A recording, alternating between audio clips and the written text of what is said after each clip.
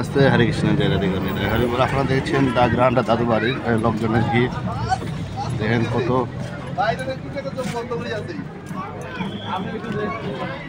এই যে এটার মেইন গেট, এটার প্রবেশ দ্বার, বাহির পথ এটা।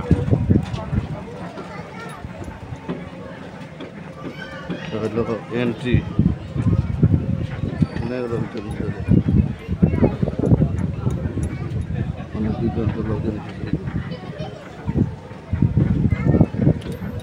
বিজেপি লোকজন এসেছে। এই যে দিনাজপুর দাদুবাড়ি।